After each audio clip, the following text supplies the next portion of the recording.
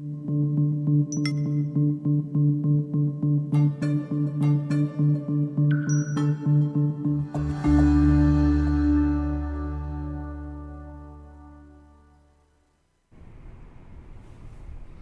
right, ladies and gentlemen, 4 million agents. That's the long-term goal from eXp, but there's only 1.2 in the United States. Where are they going to come from? You're going to find out next, right here on Cliff's Notes. Real estate agents, are you struggling with the day-to-day grind, dialing for dollars, putting in hours of floor time with little to show for it? Are you looking for tips, tricks, and tactics to accelerate your career as an agent that will have you closing more homes, working with more clients, and earning more money than ever before?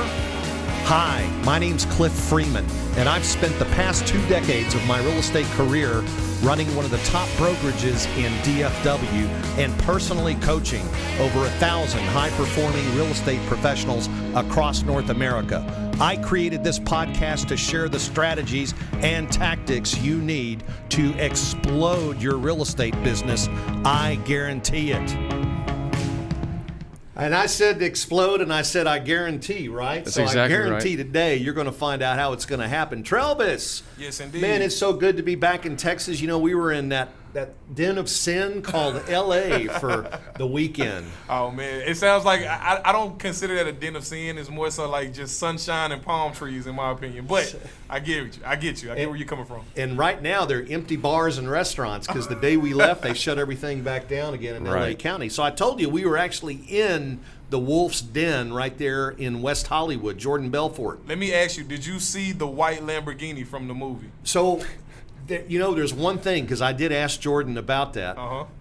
And that's the one part where he's all messed up on Quaaludes, right? Right. And he's driving it back from the country club, if I recall correctly. Correct. And he doesn't remember anything about it. He says he doesn't. But he said that what was different in the movie was it was actually a convertible Mercedes that he was driving. Oh, nice. Not a white Lambo. So a little bit of embellishment, but that's okay. Well, artist license, I mean, look, if you can call Leonardo DiCaprio on your cell phone, hey, Leo, what's going on? It's Jordy, I mean, True enough. Hey, he can do whatever he wants to do, right? Right. True enough. Yeah, C3 was there, man. He had a good time. It was cool. Didn't Oh he? yeah. Yeah. It was really fun. It's nice to be in business with him and then be able to take him to things like this. And it's just like this show, man. I got to tell you what, we are blessed beyond belief. Trelvis, and you got to talk to Michael a little bit before the show here, but let's go ahead and bring him on. This guy is absolutely, if you look up international rock star, it's Michael's picture in there, right? I believe so. I mean, Michael, welcome to the show. We are super stoked, super excited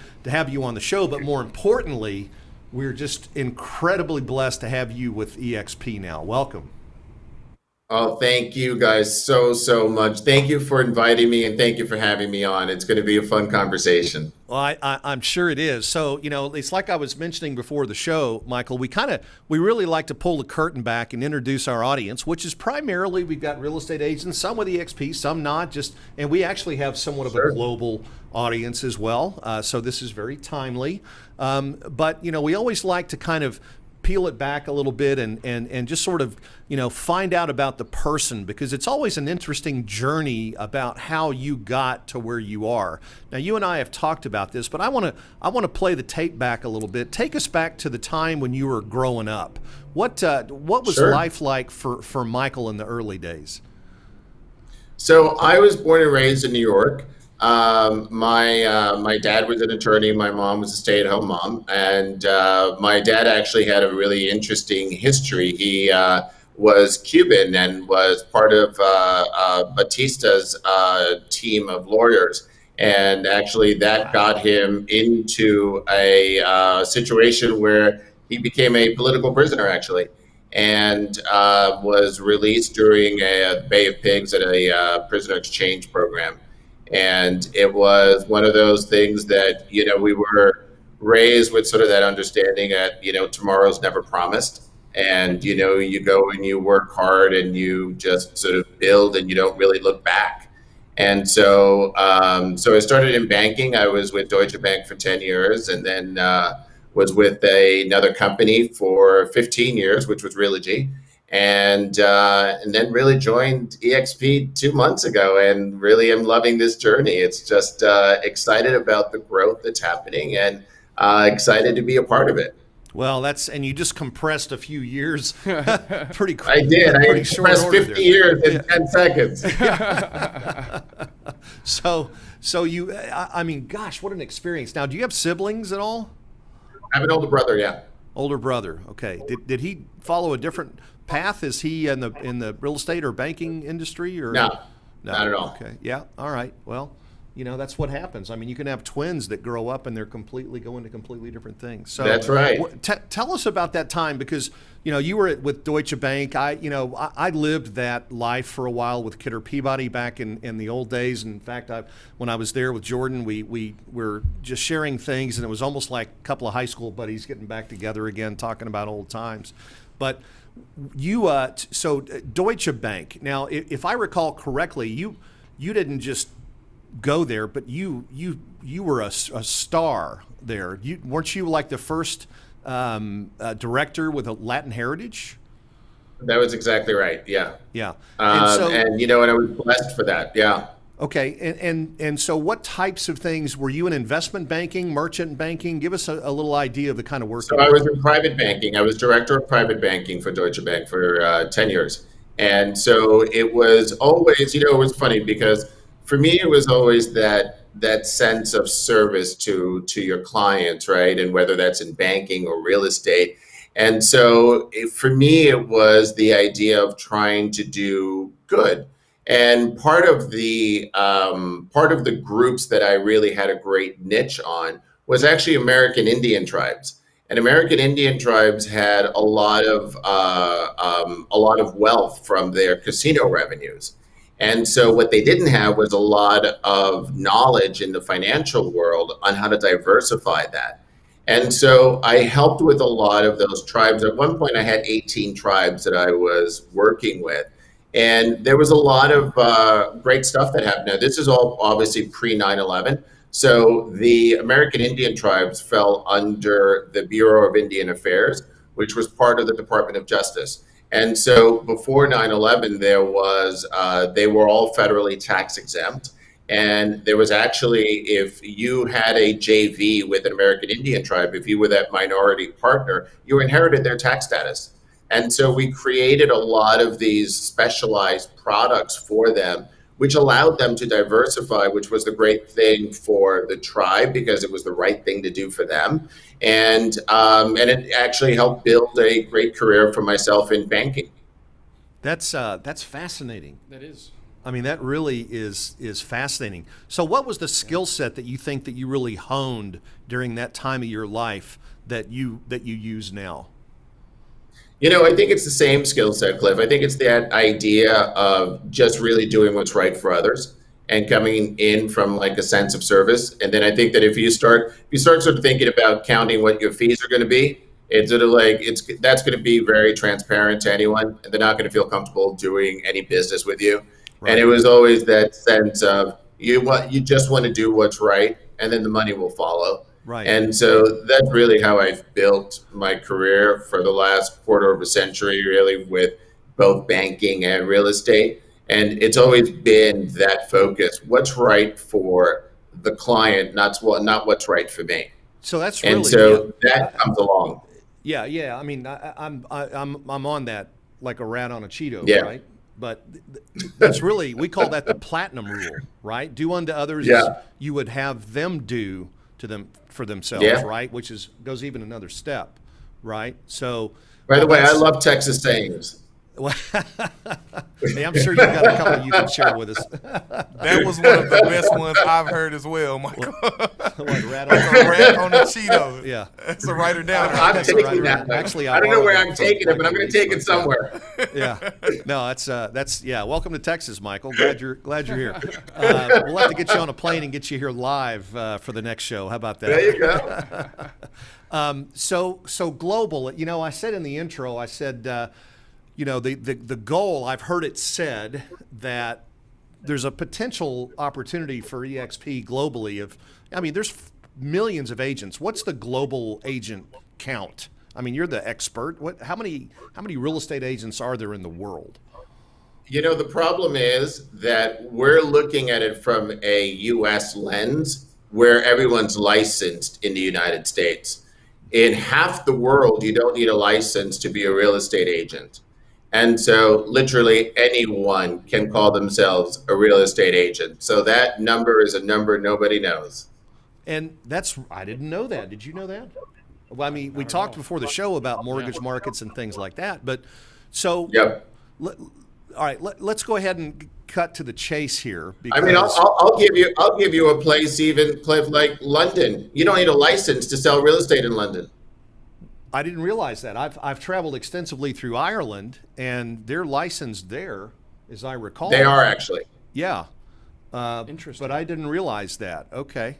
Yep. So you can just hang your shingle out, and now is that why most people is there any supervision in the industry at all over there, or is it just the Wild West? There is. I mean, there's obviously consumer laws that you need to abide by and things of that nature. But the real estate industry in many countries. I mean, just take London, since we're on the topic. There's a great term in London called gazumped. And have you ever heard that word before? No, but it's a writer downer. All right. So what that means is that you and I could have entered into a deal in London, right? And we everything is done. We agreed on a price. I gave you a deposit. We said we're going to close on August 1st. On July 31st, somebody offers you another $100,000. I'm out of a deal. I just got gazumped. You took the $100,000 more. Your deal isn't done until you're done, and there's no laws against it. We do have another term for that in Texas, but I don't think I can say it on this show. Can I, Charles? Yeah. Okay. It's like checkmate. Wow, interesting. Yeah. Well, that's certainly. So there's actually a word for it. The word is gazumped. Yeah. Well, and I remember. And I almost want to kind of do a sidebar here and ask you, what did Glen Sanford, what were the questions Glen asked you when he was interviewing you? Can you share a little bit of that moment with us? About before I came over? Yeah. What kind of interview questions do you get from the CEO of the fastest growing real estate company in the world and somebody like you?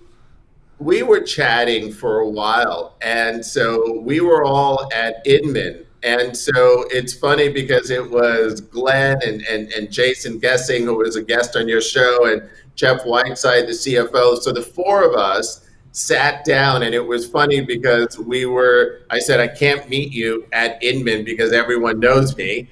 And so I can't be seen talking to you. And so we went two blocks away to this Mexican restaurant, and we're sitting down in like the lower level of this place it wasn't open yet, but we said to the hostess, we got to have a private meeting. The four of us are sitting down there. We're having like chips and beers for 2 hours, and we're creating this image of what would an eXp Global look like. And it was one of the best meetings I ever had. I love it. That reminds me of the way Compaq, the computer company, was formed years ago. But that's just what a great story that is. That's crazy. It was fantastic. What was the name? You remember the name of the restaurant? I can't remember now. No? We'll figure it out though for the eXp storybook. Right, yeah. It's going to be, it'll be in the life.eXp Realty. In the museum. They'll have the menu from, and the napkins they wrote on. That's what I'd like to have. That's right. Yeah. Okay. All right. So back to, let's talk now. I want to shift gears a little bit just in deference to time here, Michael. So you're on this rocket ship now. You were in a conglomerate of, if you look at it like the size of Realogy in terms of the people, the management, all of the gobbledygook and all of the other stuff. And now here you are, you're on this like pencil with, a rocket tank under it that's going 1,000,000 miles an hour. What now do you see are the competitive advantages? What are the unfair advantages that eXp has going into these new global markets for us? You probably just mentioned it, Cliff. It's the agility. It's the idea that right now you start looking at a model like eXp, which is an agent-centric model, right? And it's an idea of an agent. Every agent out there is the CEO of their own company.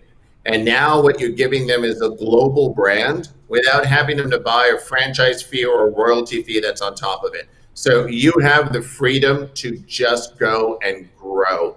And that's what's so exciting to me when I see this in that vein, in the idea that everyone has the capability to have a global footprint that we're building here in a very, very big way. And so I am 100% focused on this, 100% busy on this. I was told by legal, I can't really even give you a lot of the countries or numbers that we're going into, but we're going fast. I can tell you that I'm in active conversations with over 20 countries at the moment, and I've been here 2 months. And so we are looking to grow exponentially, and we're looking to grow very, very quickly. The idea that you have a model as strong as an eXp model. I mean, could you imagine? I was at Realogy for 15 years. And so for me to move at all, I'm a lifer. I said 10 years at Deutsche Bank, 15 years at Realogy. And so, this is my last job. This is it. I mean, this is the idea of growing this brand and continuing to really have this message out into the world. For me is incredibly exciting. I ran 113 countries under Realogy with over 6 brands. And that was something that I think that this eXp model has the potential to go way beyond that. So I'm excited. I'm very excited about what's happening here. Well, that's good. That'll get you out of bed in the morning, won't it? That'll get me out of bed, all right. Yeah. So in 15 years, obviously you did a lot in 15 years at Realogy. Can you talk a little bit about strategically what kind of now without I don't want you to get any of us in trouble here and let any cats out of the bag or talk about things we shouldn't be talking about, but just sort of from a 30,000 foot level. Are you looking at the world in terms of a 3-year horizon, 5-year horizon, 10-year horizon, 20-year horizon? What is I'll answer it in a different way. So we're looking at the story that eXp has built thus far. Fastest growing real estate company in America. The idea that you have 80% agent growth, the idea that now when you start looking at the rankings, we're ranked number 3 of all real estate companies globally. And so you see all of this that happened in a decade, right? In essence. And you start looking at the warp speed by which eXp has built their brand domestically. The rest of that story, and I said this to Glenn, I said, now the story that you're continuing to build has to be done and protected much more, because now you have a global brand, and now that brand has to be incredibly protected. So everything that we do now has to be done in a way that makes sense in building that story. So when I'm looking at this regionally. So I'm looking at this in doing an EMEA region, which would be Europe, Middle East, India, and Africa. An APAC region, which is Asia Pacific, including Australia and New Zealand. A CALA region, which is Caribbean, Latin America, including South America and Central America. And then Canada as its own region because it's such a large entity. So when you start looking at these 4 regions, then you need to start building the story as to what's important. What's important in Europe, Middle East, India, and Africa. So in Europe, it's important for us to continue our story with things like Central Europe and countries that are strategic there to really build upon what we have already in the United Kingdom. Middle East, India, Africa, all of those areas are important because they start building that region. Asia is incredibly important for the brand. It's incredibly important to start thinking about what are those countries that are strategic for us to be in within Asia. Same thing with South America, Latin America. What are those strategic countries we should be in? That's how we're building the story. We start looking at where our population strengths are. We start looking at where we're going to be launching that story. So my methodology is just a little bit different than what we've been doing before. Before, we've picked a country, came into it, introduced the model, and then waited for agents to really get adoption into it. I want the adoption before I go into a country.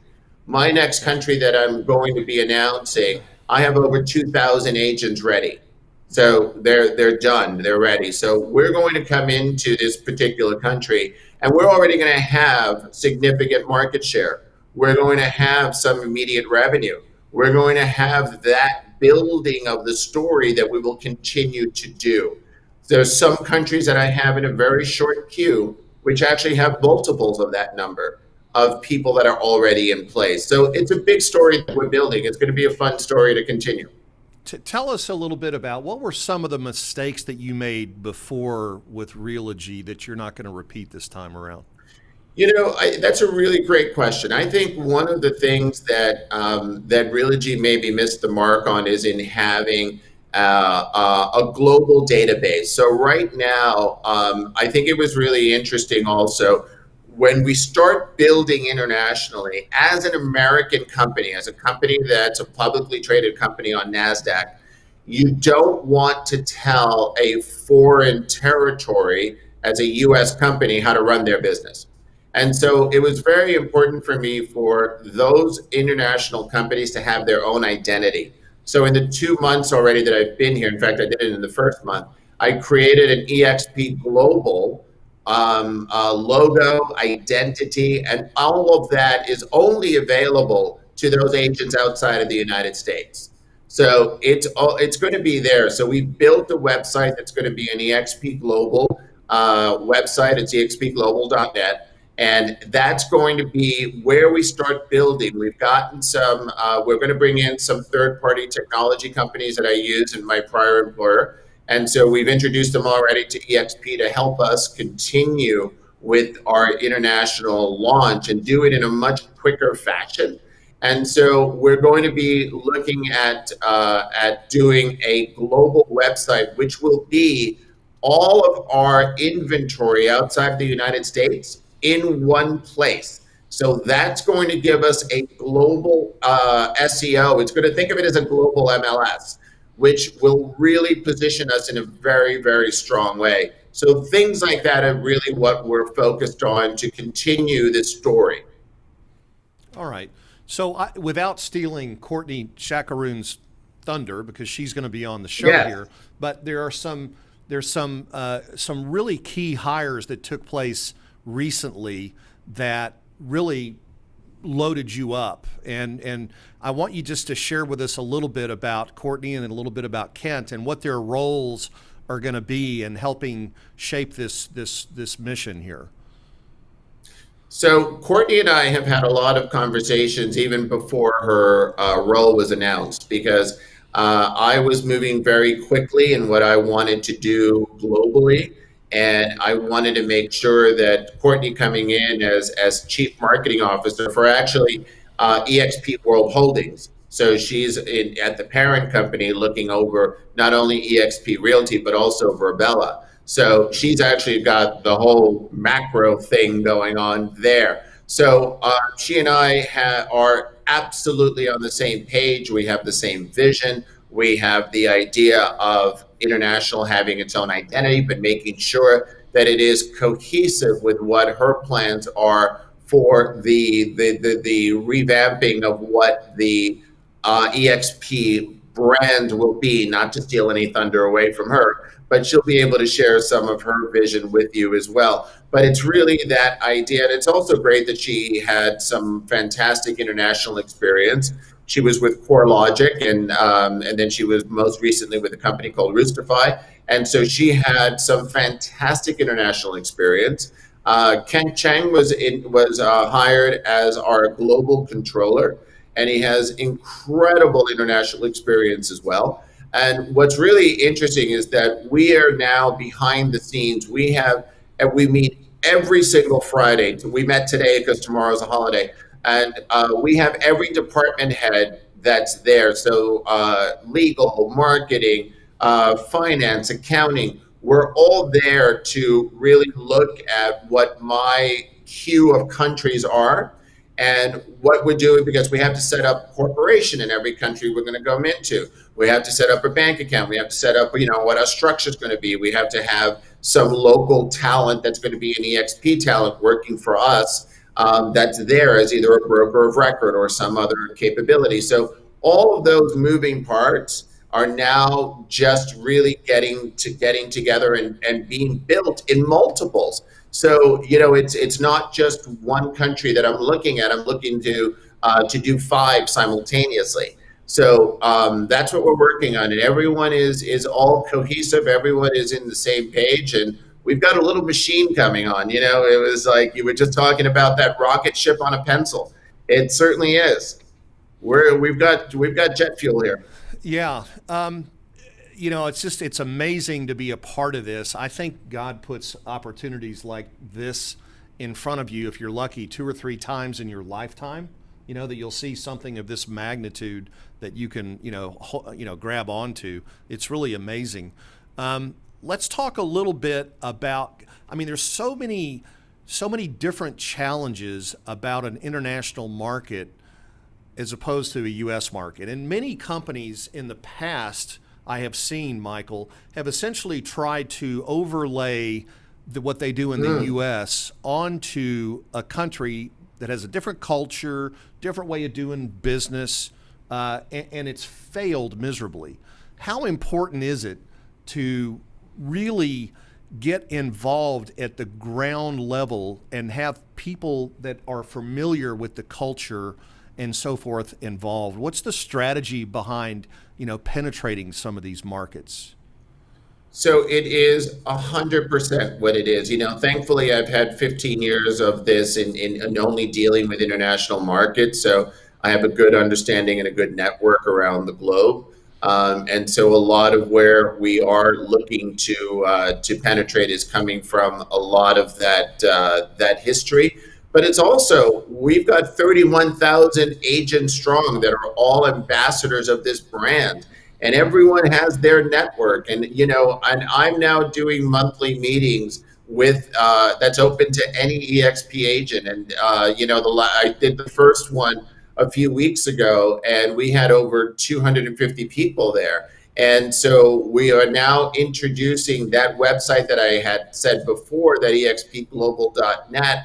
That's available to anyone inside or outside of eXp. If they have an interest in anything internationally, I'm looking at what would be critical mass to get us to some countries very quickly. So, whether that's brokerages, whether that's teams, whether that's group of agents. So instead of singular agents, which will be open obviously to everyone once we open up a country, what I'm looking for now are really critical mass opportunities where we can continue to build that story.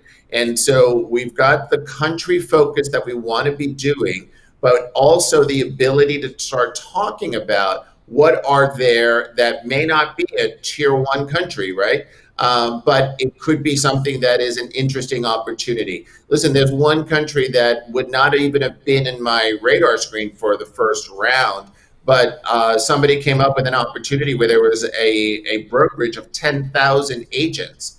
I'm certainly taking that conversation. And so if we can get into this particular country with that much of a market share, it makes sense to the story we're building globally. That's a nice round number. I like that, 10,000. Yeah. There you go. When we were in California this weekend, when we said we were from Texas, a lot of people looked at us like we were from a foreign country. Yeah, I'll tell you what. Wow, but how exciting is that? And again, but come on, you dress nice in Texas. Look at you guys. Well, I had my pink flamingo shirt on and stuff. I look like a tourist. I bet it really hit him when you hit him with the y'all. What's up, y'all? Yeah. Y'all. Exactly. But just by really, the way, I need an eXp mug. I don't have one. Oh, I've been with the company 3.5 years. I've made every eXp con and shareholders, and if you stick around long enough, aside from the stock and the rev share, they give you other goodies too. So. Well, listen, you might get an eXp Global mug here one day. Oh, I love that. Yeah, I know. I'm going through my Rolodex like crazy, trying to reach out Stir to all up my some contacts opportunities. across the world here. Well, listen, I heard Texas was its own country. Is that true? It is. We're the only state in the union that still maintains the right to secede. So Yes, we did that for a that's reason. exactly right. But really, again, just to put this in perspective, we've got people who are just average real estate agents out there that have never even conceived of being able to participate in a global expansion or global growth of a brokerage, Michael. And as I hear you explaining it, if they have relationships, friends, relatives, business connections in other countries that could potentially introduce to open a channel. What I'm hearing from you is that you're willing to listen to the average agent when it comes to referrals like this. Absolutely, Cliff. And we've made it very simple. So we've made it simple for everyone to go to that site, expglobal.net. There's a form on there for any inquiries at all. And so they're able to fill out that information that feeds into a CRM that comes into my inbox. And so so we're asking everyone to please go to that site, because then it just makes it real easy for everyone. It goes right into a CRM. We start building this thing. We start looking at where are those opportunities that make the most sense for us, and it gives us the most strategic way to continue to grow this. I have a very lean team at the moment, but we're going to be adding more people to my team as we continue to do this. So that's the best way to keep me moving and keep me going. And so, it's you'll get an answer from me. It might be a very quick answer because I'm from New York, and we keep things moving, but you'll get an answer from me. That's amazing. Well, I like the way you're building this out, because you're leading with revenue here. You're starting with funds in, trying to build it and then build the infrastructure to serve it. But that's great. Well, it must be satisfying to you and encouraging to know that the company behind you just reached $1 billion market cap. Of course, the stock goes up and down. We're not making any claims or suggesting that you go out and buy a few thousand shares of eXp, but we also don't have any debt on our balance sheet. So financially, one would just assume, if they did simple math here, that that's a pretty good way to run a business, and it certainly gives you the luxury of knowing that the company is financially sound. So that's a and it's not only that, and it's also the idea of saying, this company has a decade of track record. It is not a company that's just come in as, and created a technology in response to the global pandemic that we're all facing at the moment. This is a proven technology. This is a proven company that's been here for a decade, has that long longevity and that history that is here. This is a company that is here to stay. This is a company that is growing very strongly. As we were saying, it's gotten ranked as in the top 3 companies of real estate companies in the globe in only being business in a decade. I mean, that is extraordinary. The other 2 companies, when you start looking at them, they in some cases had over 100 years of legacy. And so when you start looking at something where this was done in a 10th of the time to get to number 3, and after your market cap valuation that you just mentioned, our numbers may have actually gone up from there. So this is something where you start looking at a top 3 company. When you start looking at all real estate companies in the world, that is one heck of an accomplishment to look at. And when you just sort of see that all that's left in front of us is growth. We're only in 3 countries. I came from an organization that was in 113 countries. So we've got a lot of growth left here. That's exciting. I got to tip my hat again to your contemporaries there at the company, Jason, Glenn, Jeff. They are as we say in Texas, Travis, they are damn good people pickers. True enough. Right? They really are. Yeah. True enough. And having they really are. And I got to tell you, Cliff, on to that point, It's all really great to look at. I was having a lot of different conversations when I got to this point when I was looking at other opportunities, and the decision at the end of the day, because everyone, sort of said, how could you have gone from a company as large as what you went to eXp? And so, and really the reason was the people. And it is when you sit down with people like Glenn and Jeff and Jason and really see that these people just care, right? And these people are just good people, as you said, and they want everyone to succeed. And that's really, I have a podcast as well, and I interviewed Glenn the other day, and I interviewed Glenn as my new boss, and he said, I'm not your boss, Michael, I'm your coach. And he said, you learn from me and I learn from you. That's how we do this. That's awesome. And that was the spirit of how this company is. Yeah. I mean, Glenn has a heart of gold. He knew from the beginning that he wanted this company to be different, and he wanted the agents to have a meaningful piece of it. And he's created that. He disrupted the market with the compensation model. And now, one brokerage. This is not, I mean, it's just the way, the ability to pivot and bounce this company has compared to others is just incredible. You mentioned your podcast. I want to go ahead for those of us in the audience who may not have heard of your podcast, Michael. Where can we have a listen? What's the name? So it's the Global Luxury Real Estate Mastermind. The website is just the acronym GLREM.com. And so it's something that I started at the beginning of the year. We're about 30 episodes in at this point.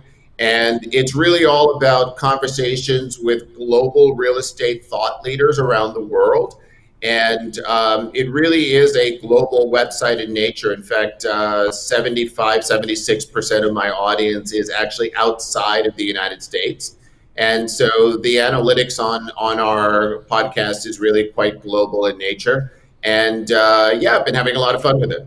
All right, that's fantastic. Michael, is there one last word you'd like to share with our audience? Again, these are people who are thinking about getting in the business. We've got seasoned agents on here, but it's primarily an audience of people that are in our business. What would you have to say to them? Listen, I would say that this eXp model is something that, to me, was the reason that I left a company after 15 years. This is truly a disruptor in the marketplace where somebody has the ability and the gift of building generational wealth. This is something where you are looking at your efforts now of building something that's there for your children and your grandchildren. And there's never an opportunity that exists in our real estate business where you can start thinking about it as generational wealth. The top agents in the world, on January 1st, they started zero. With this model, you don't. With this model, you start at a base that gives you a revenue stream that is in perpetuity, and it is where you start from. You start from a floor. To have that concept, then now be able to say, on top of that, I'm going to give you a global network, a global platform by which you can grow your business. That is, I've said this in other stages and in other shows. This, to me, mark my words, eXp will be the global brand that everyone will compare itself to. Well, that's a big statement, and I think you understated it. How's that? I'm totally with you, Michael. I think that, I don't think that we've even begun to contemplate how big we can grow here. I know you have, but there's some of us that have smaller brains, and it takes us a little while to get out of bed in the morning. But anyway, hey, listen, I want to thank you so much. It's such an honor and a pleasure again to have you here. C3, did you want to ask Michael anything? I'm floored, dude. This was a great interview. I'm just soaking it all in. I'll leave it at that. I'm gonna have to go back and rewatch it and re-listen and. So no, I don't have anything for you, Michael. You did a great job, so thank you so much. Yeah, well, thank you. Listen, I'm waiting for the opportunity we can all see each other in person. That's right. That's exactly right. Well, we'd love to have you back on the show and just sort of keep up with what you're doing, Michael, and hopefully it would be my pleasure again soon. Well, stay safe, my friend. It's great to see you. And those of you in the audience, don't worry. We're going to get through this. Everything is going to be just as it was or better eventually here. You know, we're all going to get better through this experience, these experiences we're going through. But you got to have a vision and you got to believe, right? So you guys have a great 4th of July. God bless this country. God bless each and every one of you. And we'll see you next week on Cliff's Notes.